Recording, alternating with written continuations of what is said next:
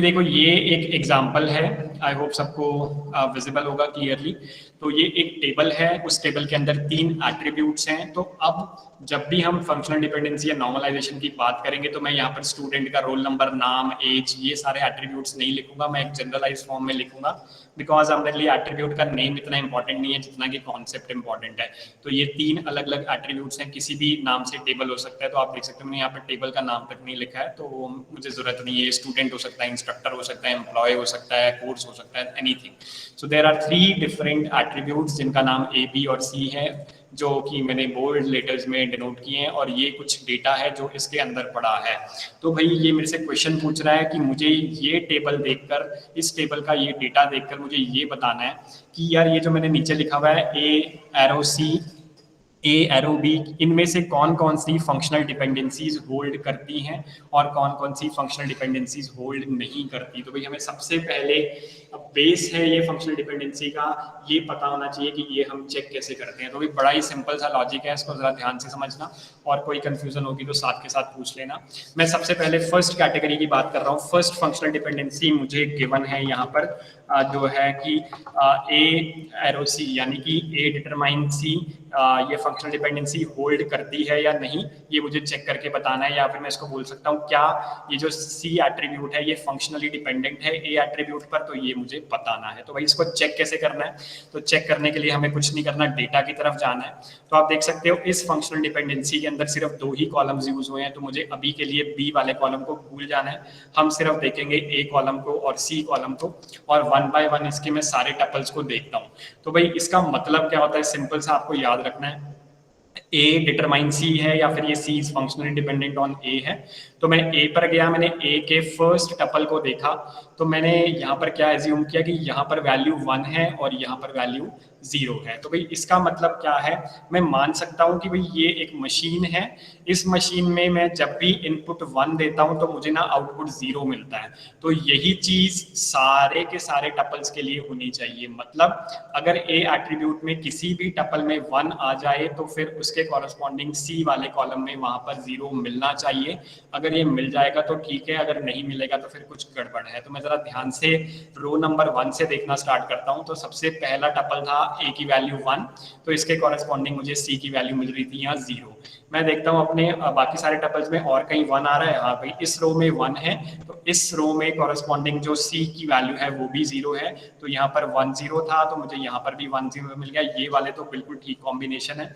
मैं चलता हूँ अपनी नेक्स्ट रो की तरफ। तो भाई मैं कहता हूँ कि अगर मैं इस मशीन में अगर ए की वैल्यू 2 इनपुट करता हूं तो जो मुझे आउटपुट मिलेगी वो 0 मिलेगी। तो भाई ठीक है, कोई बात नहीं, 1 से भी इनपुट देने पर मुझे 0 है आउटपुट मिलती है, और 2 से भी मुझे 0 मिलती है। अब मुझे चेक क्या करना है, अगर कहीं और किसी टपल में ए कॉलम के लिए 2 आता है तो भाई उसके कॉरस्पॉन्डिंग सी में भी 0 आना चाहिए। बट अनफॉर्चुनेटली आप देख सकते हो यहाँ पर किसी और टपल में 2 आ ही नहीं रहा, तो दैट इज ओके। मतलब 2 जो है 2 वैल्यू है जो एक ही बार आई है और इसके लिए 0 आउटपुट मुझे मिलती है। नेक्स्ट टपल की तरफ मैं चलता हूँ। अगर मैं इस मशीन के अंदर ए की वैल्यू 3 इनपुट देता हूँ तो मुझे आउटपुट मिलता है 4।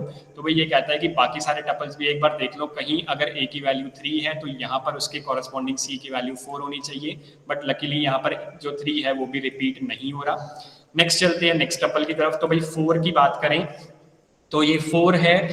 4 मुझे अगर मैं इनपुट करता हूँ इस मशीन के अंदर ए की वैल्यू तो मुझे आउटपुट मिलता है 3। तो ये कहता है भाई बाकी सारे टपल्स में भी अगर कहीं ए की वैल्यू 4 आ रही होगी तो उसके कॉरस्पॉन्डिंग 3 ही आना चाहिए। अगर नहीं आएगा तो भाई कुछ गड़बड़ है, अगर आ रहा है तो सब कुछ ओके है। तो मैंने इस रो के लिए चेक करा तो यहाँ पर मुझे 4 इनपुट करने पर सी की वैल्यू 3 आउटपुट मिल रही है।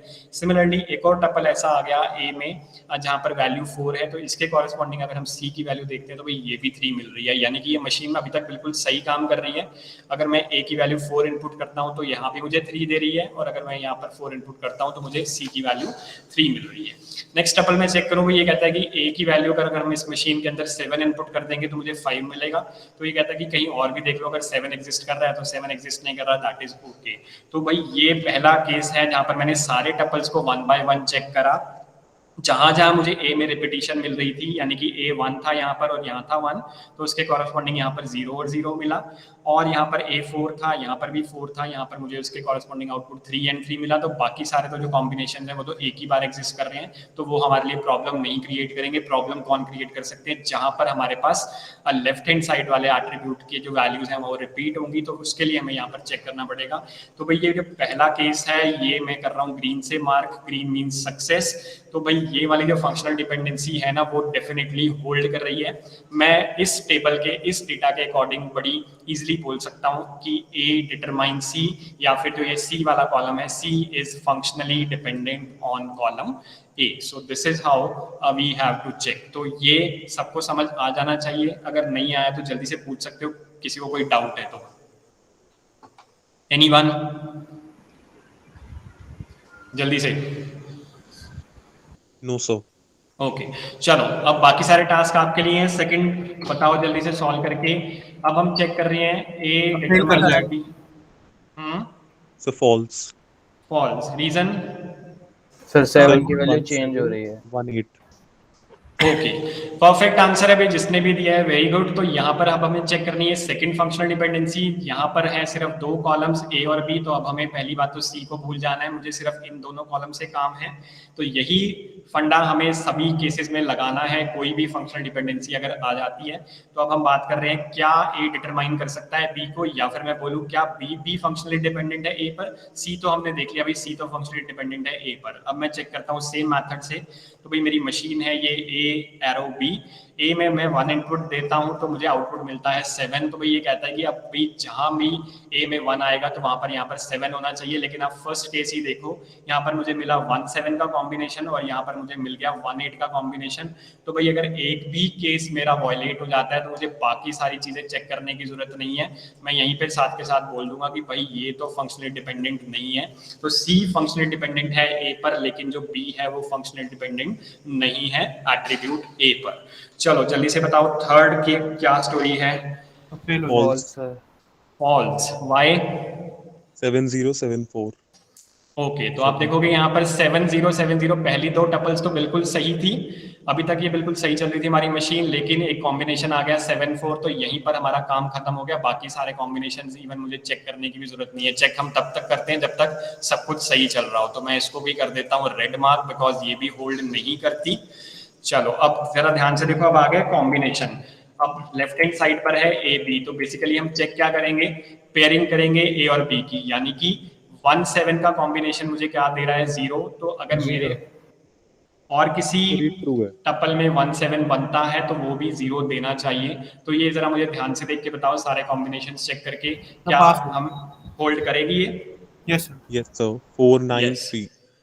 ओके, तो आप देखोगे 1 7 भी एक यूनिक कॉम्बिनेशन है, 2 7 भी रिपीट नहीं हो रहा, 3 7 भी रिपीट नहीं हो रहा, सिर्फ एक 4 9 है जो रिपीट हो रहा है। तो भाई 4 9 कंबाइन होके मुझे हमेशा 3 देता है, तो यहाँ पर भी जब 4 9 कंबाइन हुआ तो ये मुझे 3 दे रहा है, तो दैट इज ओके। इसके अलावा 1 8 भी रिपीट नहीं हो रहा और 7 7 भी रिपीट नहीं हो रहा। तो जो रिपीट नहीं हो रहे कॉम्बिनेशन लेफ्ट हैंड साइड पे वो तो प्रॉब्लम वैसे ही नहीं देंगे, हमें हमेशा ध्यान सिर्फ उसी केस में रखना है जब हमारे पास रिपीटिशन आ रही है। तो अगर रिपीटिशन आ रही है तो जो एरो के इस साइड वाले एट्रीब्यूट, यहाँ पर भी सेट ऑफ एट्रीब्यूट्स हो सकते हैं, तो वो हमेशा हमें सेम वैल्यू रिटर्न करने चाहिए। तो ये एक सक्सेस थी, ये फंक्शनल डिपेंडेंसी होल्ड कर रही है।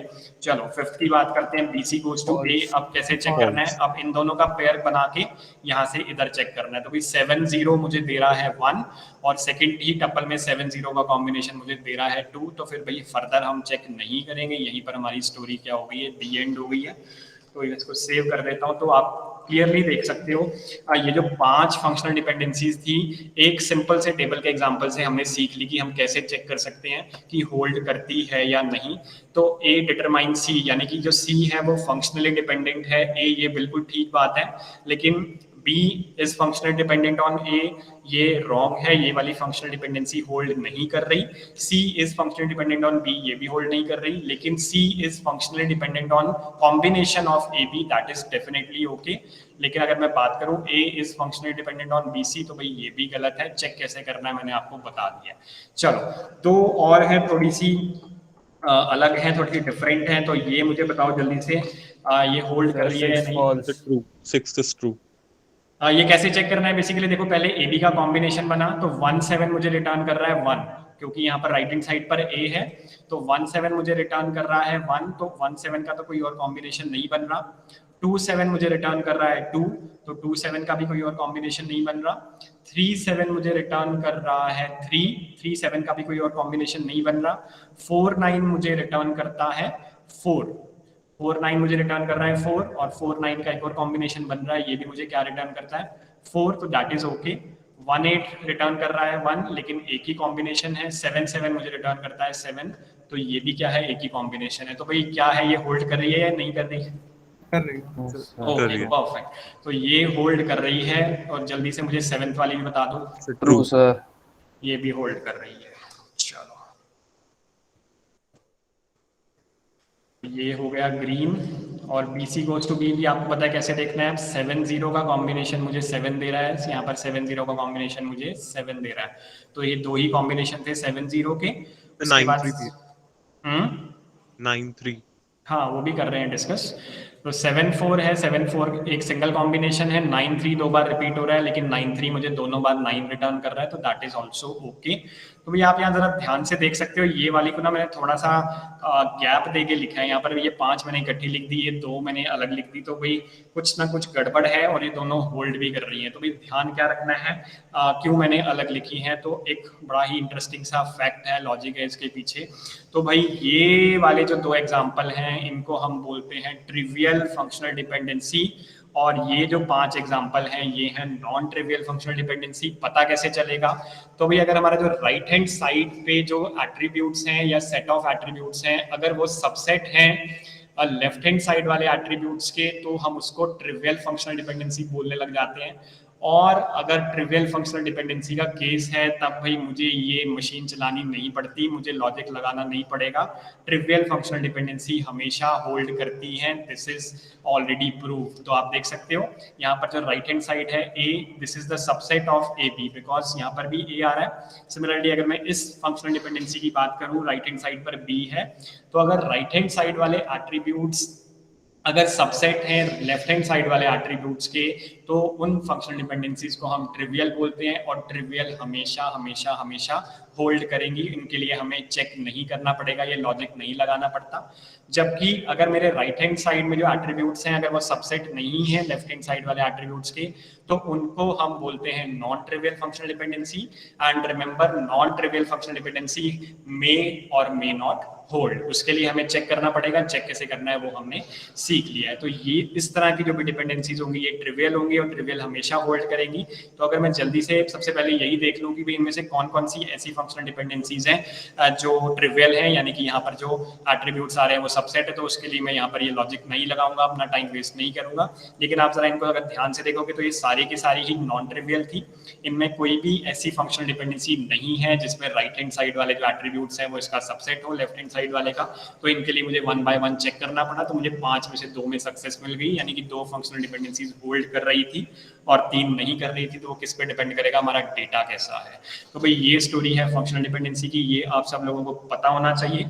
अब मैं थोड़ा सा चलता हूँ स्लाइड में क्या गिवन है इसके रिगार्डिंग, उसको भी डिस्कस कर लेते हैं। उसके बाद मैं ये सारे एग्जांपल्स भी डिस्कस करूंगा। उसके बाद एक बड़ा ही इंटरेस्टिंग सा सिनेरियो हम देखेंगे। तो मैं पहले चलता हूँ सिंपल ब्रीफ वाली स्लाइड पर। तो यहाँ पर मैं नॉर्मलाइजेशन पर नहीं जाऊँगा, सबसे पहले मैं फंक्शनल डिपेंडेंसी पे जाऊंगा। तो अभी तक मैंने अपने एग्जांपल में आप लोगों से बात की थी, चलो मैं इसको खोल लेता हूँ, यहाँ फोल्डर में भी पड़ी हैं ये दोनों स्लाइड्स हमारी। हाँ ये वाली है, तो ये थोड़ा सा बेटर विजिबिलिटी देगी। चलो अभी तक मैं बात कर रहा था सिंपल आप लोगों से एबीसी की। तो एबीसी बेसिकली कुछ नहीं है, वो हमारे एट्रीब्यूट्स हैं। मैंने रोल नंबर नेम एज नहीं लिखा, उसकी जगह मैंने एबीसी लिख दिया, बिकॉज अभी हम कॉन्सेप्ट सीख रहे हैं। तो भाई ये क्या कहता है, if one set of attributes in a table determines another set of attributes in the table, then the second set of attributes यानी कि राइट हैंड साइड वाले जो हैं is said to be functionally dependent on the first set of attributes, यानी कि जो left hand side वाले attributes होंगे। तो यहाँ पर इसने 2-3 बड़े अच्छे एग्जांपल दे रखे हैं जिससे आप रिलेट कर सकते हो कि ये हम रियल टेबल पर भी अप्लाई कर सकते हैं। तो आई होप ये डेफिनेशन सबको क्लियर होगी कि अगर मेरे टेबल के अंदर एक सेट ऑफ एट्रीब्यूट्स दूसरे को डिटरमाइन कर सकते हैं, यानी कि अगर लेफ्ट हैंड साइड वाले एट्रीब्यूट्स राइट वाले को डिटरमाइन कर सकते हैं, तो हम बोलते हैं भाई जो राइट हैंड साइड वाले एट्रीब्यूट्स हैं ना वो फंक्शनली डिपेंडेंट है लेफ्ट हैंड साइड वाले एट्रीब्यूट्स पे। ये एक टेबल है, टेबल का नाम इन्होंने भी नहीं दे रखा बिकॉज अब इतनी जरूरत नहीं है, बस आप देख सकते हो ये बुक नाम का एक टेबल होगा।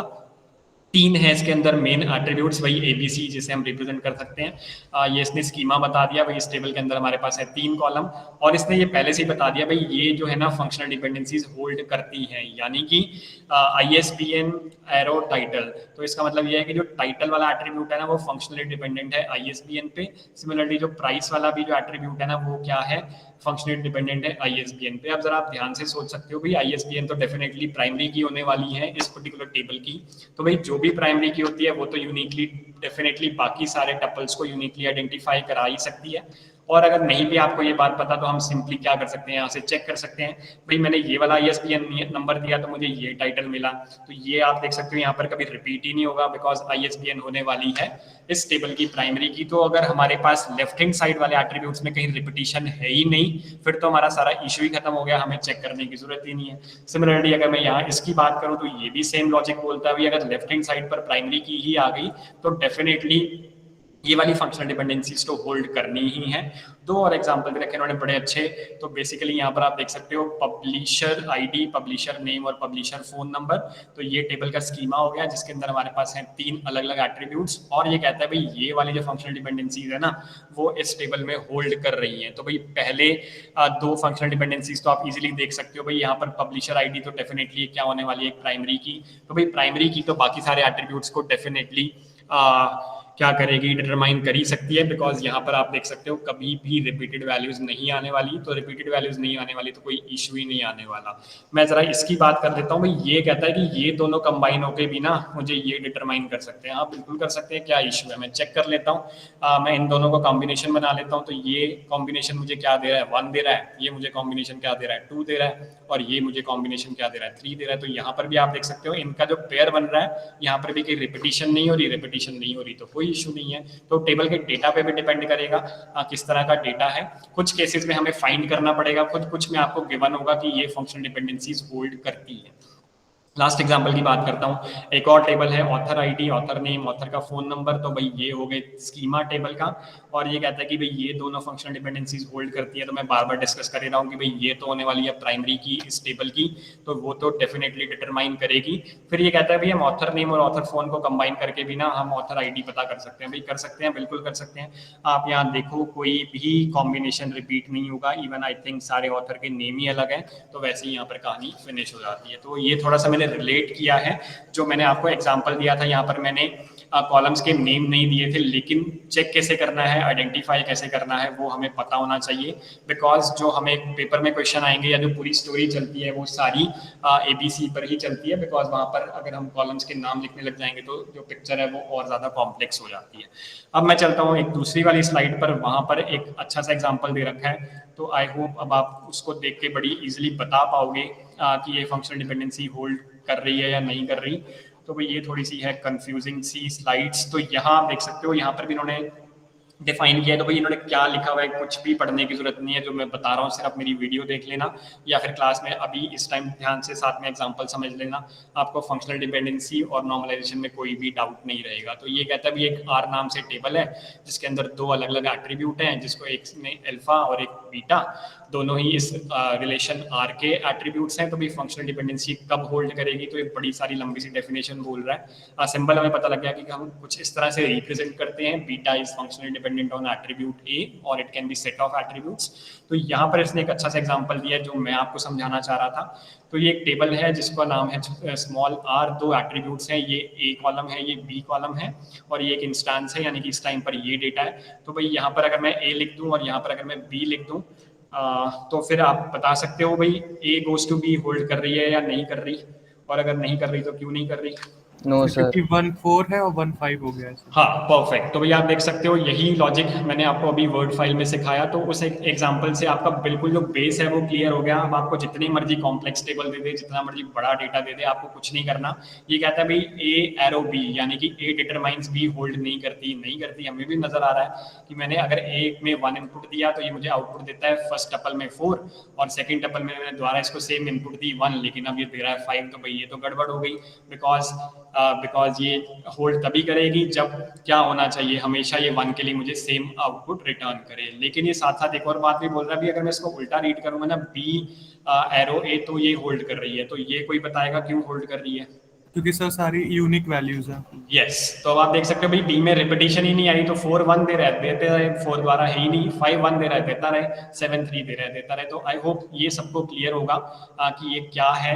और इसमें इसने एक ही एग्जांपल में दोनों साइड को करके दिखा दिया, लेकिन अगर हमने ये ना समझा होता तो हम इसको नहीं समझ पाते एग्जैक्टली कि ये कहना क्या चाहता है और ये क्यों इसको बोल रहा है कि भाई ए एरो बी तो होल्ड नहीं कर रही और बी एरो ए होल्ड कर रही है। तो अब हमें क्लियर है कि ये क्यों होल्ड कर रही है। चलो मैं चलता हूँ सेकंड टॉपिक की तरफ जो बहुत इंपॉर्टेंट है। उससे पहले मैं जरा आपको दिखा देता हूँ 2-3 छोटी सी चीजें हैं भाई। कुछ प्री डिफाइंड प्रॉपर्टीज होती हैं, तो भाई ये एग्जांपल है, इसको आप चेक कर सकते हो। तो यहाँ पर ये कहता है भाई रोल नंबर से हम ये बाकी सारे एट्रीब्यूट्स को डिराइव कर सकते हैं, डिटरमाइन। तो आपको पता ही है कि रोल नंबर प्राइमरी की है, तो मैंने ये सारी चीजें डिस्कस कर ली हैं, ये आप थोड़ा सा एक बार देख लेना। हाँ, उसके बाद भाई ये 6 प्रॉपर्टीज हैं अलग अलग, ये आपको पता होनी चाहिए।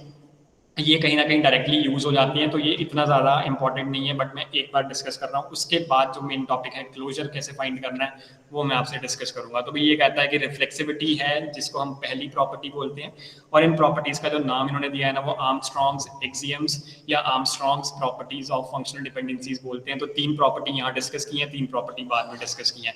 तो पहली प्रॉपर्टी का नाम है रिफ्लेक्सिविटी। रिफ्लेक्सिविटी क्या कहती है भाई, अगर जो y है वो x का सबसेट है तो ये वाली फंक्शनल डिपेंडेंसी हमेशा होल्ड करेगी। अभी मैंने आपको यही तो बताया, ट्रिवियल फंक्शनल डिपेंडेंसी में यही होता है। तो ट्रिवियल में मैंने क्या बोला था कि अगर मेरे को राइट हैंड साइड पर जो एट्रीब्यूट्स हैं अगर वो मुझे सबसेट मिल जाए लेफ्ट हैंड साइड वाले एट्रीब्यूट्स के, तो उस केस में मुझे चेक ही नहीं करना पड़ता फंक्शनल डिपेंडेंसी होल्ड कर रही है या नहीं, वो हमेशा होल्ड करती है। तो यही बात ये रिफ्लेक्सिविटी प्रॉपर्टी बोलती है, जिसको मैं ट्रिवियल फंक्शनल डिपेंडेंसी भी बोल रहा था।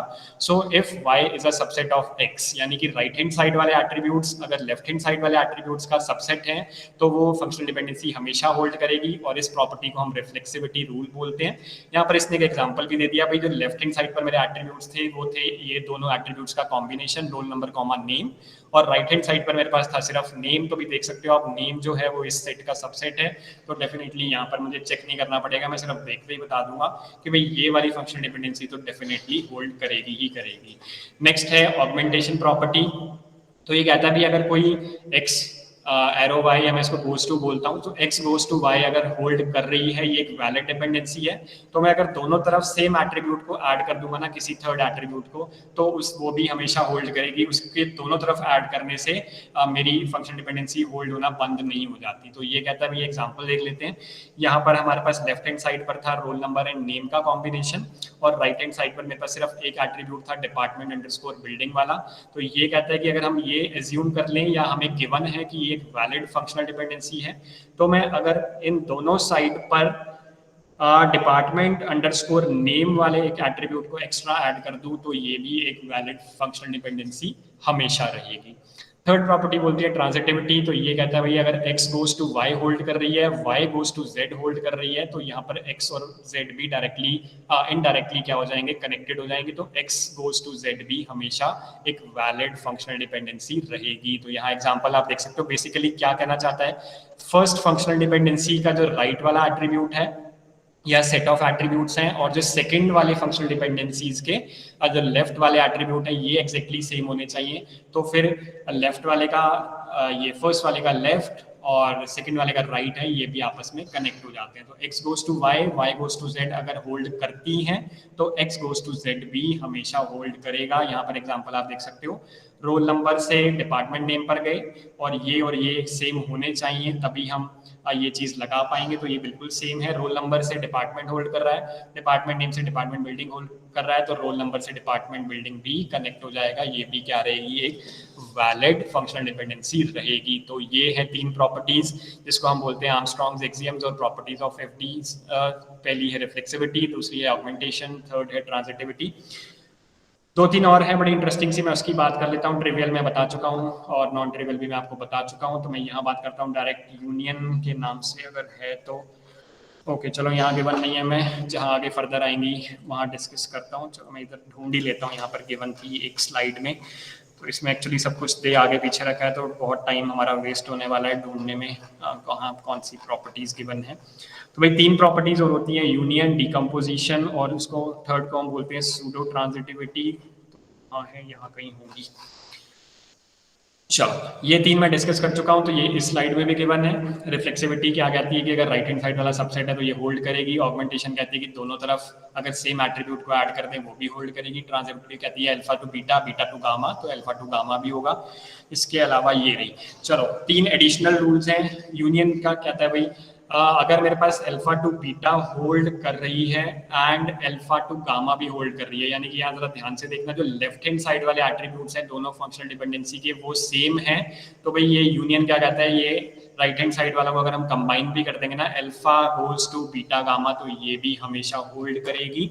और डिकम्पोजिशन इसको ब्रेक कर देता है। डिकम्पोजिशन इसका रिवर्स है, वो कहता है कि अगर कुछ इस तरह की फंक्शनल डिपेंडेंसी होल्ड कर रही है alpha goes to beta gamma, तो हम इसको डिवाइड कर सकते हैं 2 अलग अलग फंक्शनल डिपेंडेंसीज में। अल्फा गोज टू बीटा भी होल्ड करेगी और अल्फा गोज टू गामा भी होल्ड करेगी। तो this is very interesting thing. Union and decomposition are opposite of each other. तो भाई इसको आप बड़े सारे एग्जांपल्स पर खुद भी लगाकर देख सकते हो, जैसे कि मैंने यहाँ पर डिस्कस किया था। अगर यहाँ पर ऐसा कोई केस आया नहीं है, बिकॉज राइट हैंड साइड पर 2 होनी चाहिए, तो अगर आगे कोई आएगा तो मैं डिस्कस कर लूंगा आपसे। अदरवाइज आप खुद भी कोई भी रैंडम एग्जांपल लेकर ये सारी प्रॉपर्टीज को चेक कर सकते हो। स्यूडो ट्रांजिटिविटी थोड़ा सा अजीब सा है, ज्यादा यूज नहीं होता है। तो ये कहता है भाई अगर अल्फा गोज टू बीटा एक फंक्शनल डिपेंडेंसी होल्ड कर रही है एंड ये एक और बोल रहा है कि gamma into beta goes to delta भी होल्ड कर रही है, then alpha into gamma goes to delta भी होल्ड करेगी। तो ये ज्यादा यूज नहीं होती है, बट आप कोई भी रैंडम एग्जांपल लेके 4 अलग अलग एट्रीब्यूट्स वाला कोई भी टेबल बनाओगे और उसमें कुछ इस तरह का डेटा दे दोगे कि ये और ये होल्ड हो जाए, तो आप चेक कर सकते हो कि ये हमेशा होल्ड कर रही होगी। तो मैं इस पर ज्यादा डिटेल में अभी के लिए नहीं जा रहा हूँ। इंपॉर्टेंट टॉपिक की बात करता हूँ जिसका नाम है क्लोजर फाइंड आउट करना। तो भाई क्लोजर क्यों फाइंड करना है, कैसे करना है, क्यों इंपॉर्टेंट है, वो मैं यहाँ पर डिस्कस करता हूँ। तो भाई यहाँ पर एक क्वेश्चन आता है क्लोजर। तो क्लोजर हमें पता होना चाहिए। फंक्शनल डिपेंडेंसीज अगर हमें गिवन है, टेबल का स्कीमा अगर हमें गिवन है, तो उस केस में हमें क्लोजर फाइंड करना होता है। क्यों करना होता है वो मैं थोड़ी देर में आप लोगों से डिस्कस करूंगा। अभी तक जो मैंने डिस्कस किया है, किसी को कोई डाउट है भी जल्दी से नेक्स्ट 2 मिनट्स में पूछ सकते हो, टाइम हमारे पास बहुत लिमिटेड है। Anyone wants to ask anything? Excuse me sir. हाँ बोलो सर आर्गुमेंटेशन रूल सर थोड़ा सा डिस्कस। ऑगमेंटेशन भाई ये बोलता है कि अगर x goes to y hold कर रही है, देखो यहाँ पर आप देख सकते हो a गोज टू c ये होल्ड कर रहा है, हमने अभी चेक किया था। Yes sir. हाँ, तो ये कहता है कि अगर मैं यहाँ पर भी b ऐड कर दूं और यहाँ पर भी b ऐड कर दूं, यानी कि a b goes to c b कर दूं, तो वो भी हमेशा पक्का होल्ड करेगा ही करेगा। सिर्फ इतनी सी बात बोलता है। दोनों तरफ अगर मैं सेम एट्रीब्यूट ऐड कर रहा हूँ अगर किसी एग्जिस्टिंग फंक्शनल डिपेंडेंसी की, यानी कि अगर वो पहले से होल्ड कर रही है, तो अगर ये a goes to c hold कर रही है तो मैं यहाँ पर भी b ऐड कर देता हूँ, यहाँ पर भी b ऐड कर देता हूँ। तो आप इसको चेक कर लेना इसी एग्जांपल से, ये हमेशा पक्का होल्ड करेगी। ठीक है जी ओके। नेक्स्ट चलते हैं। बड़ा इंटरेस्टिंग इंपॉर्टेंट चीज़ है भाई, जरा ध्यान से देखना। मैंने यहाँ पर 2-3 अलग अलग क्वेश्चंस बनाए हैं और इन 2 एग्जांपल से ही आपको सारी स्टोरी समझ आ जाएगी। इसके बाद आपको कोई मर्जी एग्जांपल गिवन हो, आप इजीली फाइंड आउट कर पाओगे क्लोजर कैसे निकालते हैं और निकाल क्यों रहे हैं, जरा वो भी देखते हैं। तो भाई मैं टास्क 1 की बात करता हूँ, बड़ा ही इंटरेस्टिंग है ये टास्क 1। इस टास्क में हमें करना क्या है, ये कहता है भाई एक टेबल हमें गिवन है जिसका नाम R है। अब मैं स्टूडेंट वगैरह एज वगैरह सब भूल जाऊंगा, मैं अब ABCD में बात करने वाला हूँ, बिकॉज अब हम सीखने वाले हैं फंक्शनल डिपेंडेंसी एंड नॉर्मलाइजेशन। तो वही कहता है कि टेबल का नाम है R, इसके अंदर है कितने एट्रीब्यूट, 5 एट्रीब्यूट है, 5 कॉलम्स हैं जिसका नाम है ABCDE। तो ये 5 अलग अलग कॉलम्स है मेरे टेबल के। और ये कहता है भाई ये जो 3 फंक्शनल डिपेंडेंसीज है ना, ये होल्ड करती है। हमने इसने हमें क्वेश्चन में दे दिया है कि ये होल्ड करती है, क्योंकि देखो हमारे पास टेबल का डेटा तो नहीं है जिससे मैं खुद चेक कर सकूं कि होल्ड कर रही है या नहीं कर रही है। इसने कह दिया भाई एक टेबल है R, उसके अंदर है 5 एट्रीब्यूट्स A से लेकर E तक, और ये जो 3 फंक्शनल डिपेंडेंसीज है, यानी कि AB है वो कंबाइन होकर C को डिटरमाइन कर सकता है। C अगर मुझे पता है तो मैं D वाली वैल्यू डिटरमाइन कर सकता हूँ, और B वाला जो है वो E को डिटरमाइन कर सकता है। या कि मैं ऐसे भी बोल सकता हूँ E is functionally dependent on B, D is functionally dependent on C, या फिर C है जो फंक्शनली डिपेंडेंट है कॉम्बिनेशन ऑफ AB पे।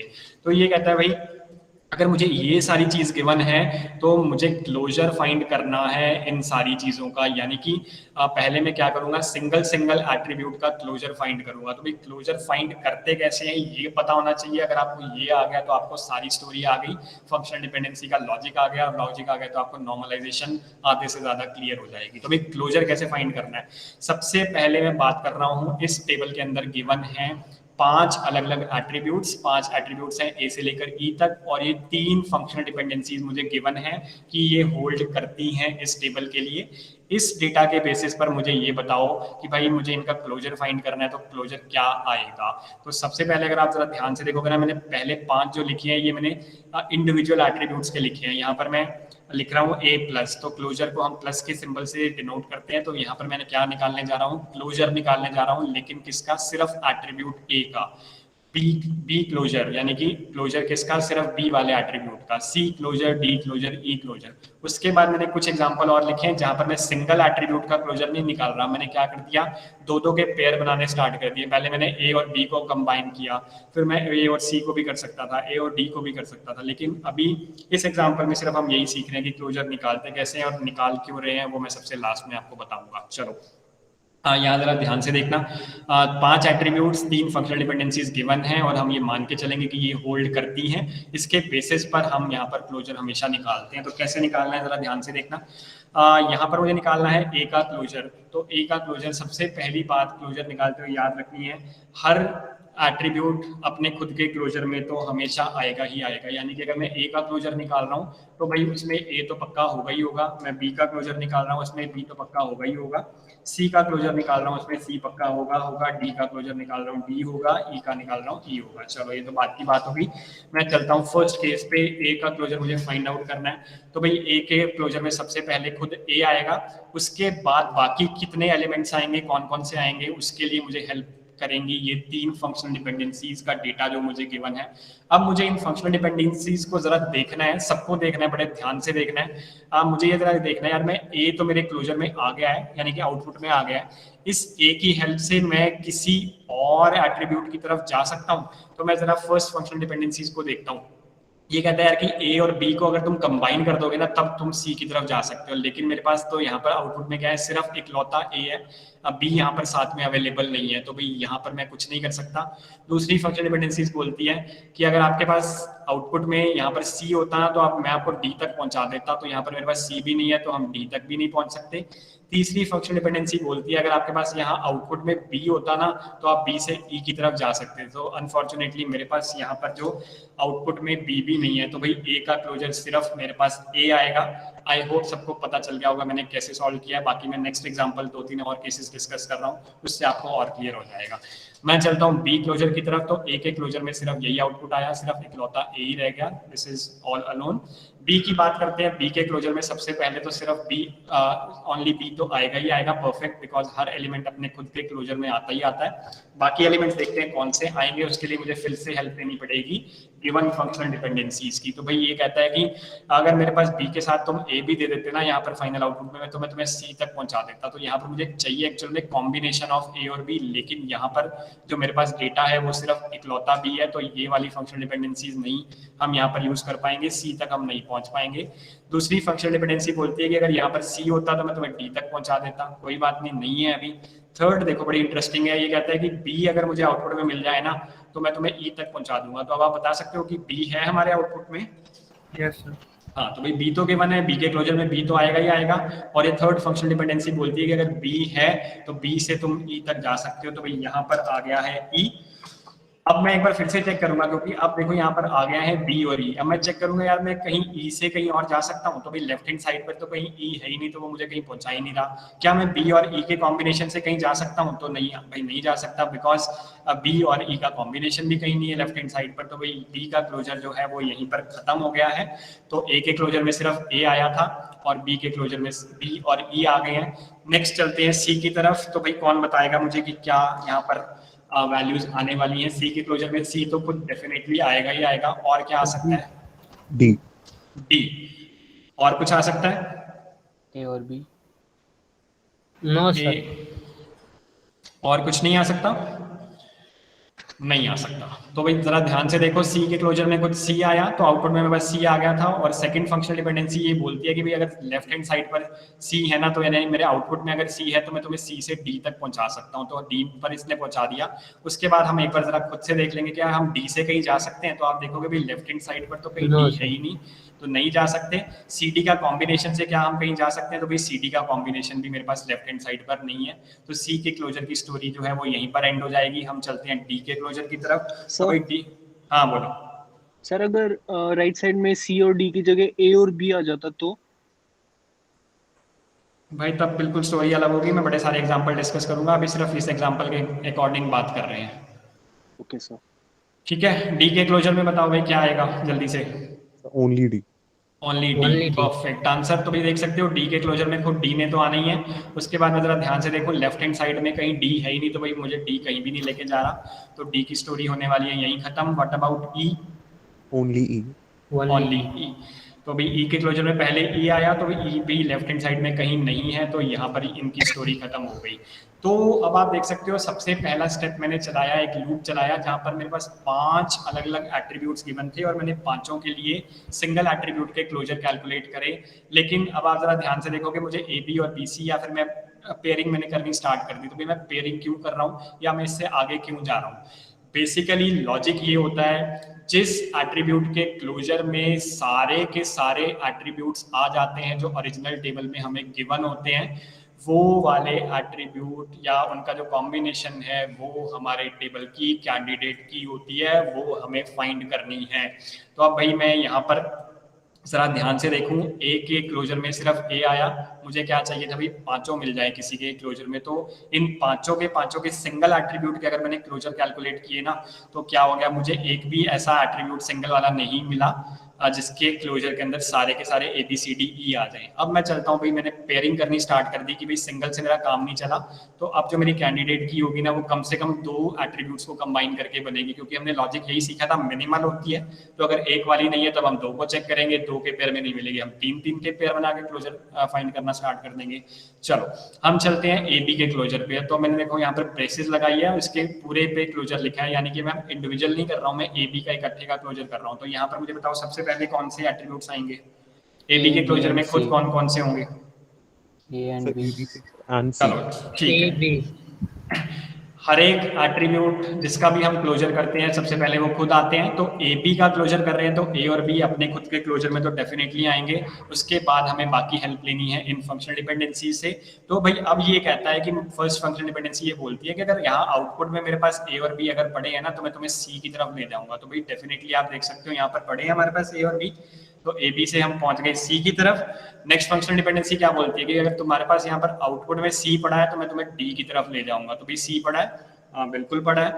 और लास्ट वाली फंक्शनल डिपेंडेंसी बोलती है कि अगर बी है तुम्हारे आउटपुट में कहीं ना कहीं तो मैं तुम्हें ई की तरफ ले जाऊंगा। तो भाई यहाँ पे हमें क्या मिल गया, ई भी मिल गया। तो ये एक बड़ा इंटरेस्टिंग सा सिनेरियो है। मैंने पहले सिंगल के क्लोजर निकाले तो किसी के भी क्लोजर में पांचों एट्रीब्यूट नहीं आए, जबकि मैंने पेयरिंग करनी स्टार्ट करी, पहला ही पेयर बनाया मैंने ए बी का मैंने क्लोजर फाइंड आउट करा। तो भाई फंक्शनल डिपेंडेंसी कुछ इस तरह से मुझे गिवन है कि उसके अकॉर्डिंग ए बी के क्लोजर में मेरे सारे के सारे एट्रीब्यूट्स आ गए हैं। व्हाट अबाउट बी सी, जल्दी से कौन बताने वाला है? सबसे पहले कौन कौन से आएंगे? Sir B C. बी और सी तो खुद आएंगे ही आएंगे। Yes sir. उसके बाद 1 बाय 1 चेक करो भाई। ये तो कहता है कि ए बी दो तब मैं सी की तरफ पहुंचाऊंगा, तो ये तो हमारी काम नहीं कर पाएगी। ये कहता है मुझे सिर्फ सी चाहिए, सी से हम डी पे पहुंच जाएंगे। Yes sir. और बी से हम ई पर पहुंच जाएंगे। ए आएगा? Yes sir. नहीं आएगा। तो भाई ये जरा ध्यान से देखो, बीसी के क्लोजर में सारे आ गए, बेचारा एक ए रह गया। तो ये जो बीसी है ये भी कैंडिडेट की नहीं बन पाएगी इस टेबल की अकॉर्डिंग टू दिस डेटा। तो यहाँ पर जो ए बी है ये एक कैंडिडेट की है। चलो जल्दी से एक एसी और चेक कर लेते हैं। एसी का क्लोजर क्या आने वाला है, कौन बताएगा जल्दी से इसको? सर ए एंड सी और डी एंड डी। ए और सी तो खुद आएंगे ही आएंगे। सी से हम जा सकते हैं डी की तरफ। बाकियों के लिए तो हमें बी चाहिए आउटपुट में। यहाँ पर हमारे पास अभी तक बी आया नहीं है, तो यही बनेगा। Yes, sir. Yes, हाँ, चलो मैं कहना ये चाहता हूँ कि आप बाकी जितने भी पेयर बनाओगे ना, दो दो के, किसी में भी आपके पांचों एट्रीब्यूट नहीं आएंगे। तो जो इस टेबल की जो प्राइमरी की है या कैंडिडेट की, बिकॉज अभी तो एक ही कैंडिडेट की है तो यही प्राइमरी की बनेगी, तो इस टेबल की जो कैंडिडेट की है वो ए बी है।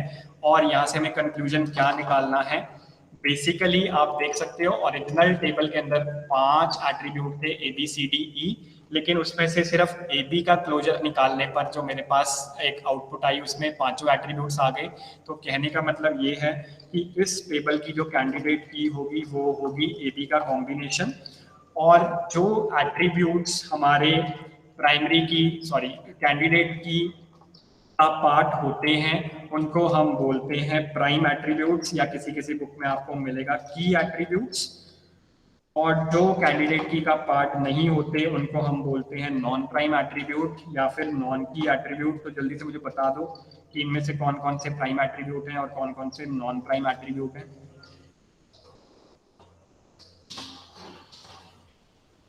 ये है हमारी कैंडिडेट की।